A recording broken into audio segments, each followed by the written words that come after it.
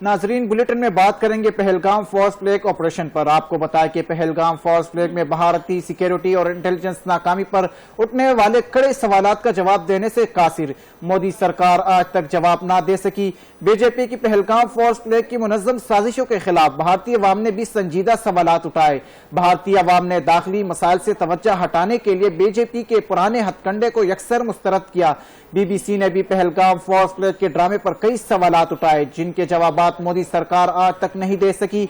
कश्मीर के अवाम और भारतीय सियासी जमातों ने पहलगाम फॉल्स फ्लैग ड्रामे को मंसूबा बंदी, सिक्योरिटी फेलियर और साजिश करार दे दिया। आपको बताते चले कि पहलगाम फॉल्स फ्लैग में भारत सिक्योरिटी और इंटेलिजेंस नाकामी पर उठने वाले कड़े सवालात का जवाब देने से कासिर। मोदी सरकार आज तक जवाब ना दे सकी।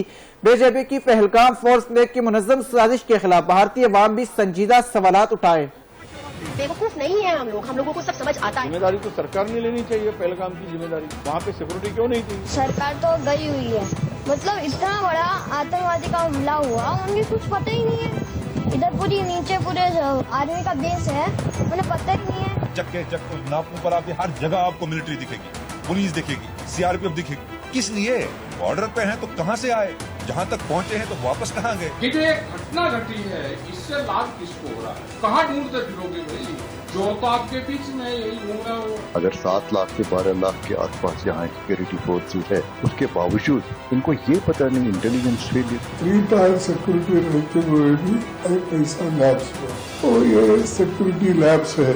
What happened to our intelligence? Have we failed somewhere? And if we have, why have we failed? Intelligence failure है, सिक्योरिटी फेलियर है। यहाँ 7 लाख फौजी हैं जमा कश्मीर में। वहाँ पे गाड़ी नहीं जा रही है, पैदल इंसान जा रहा है। सिक्योरिटी इतनी है, टेररिस्ट कहाँ से आ गए?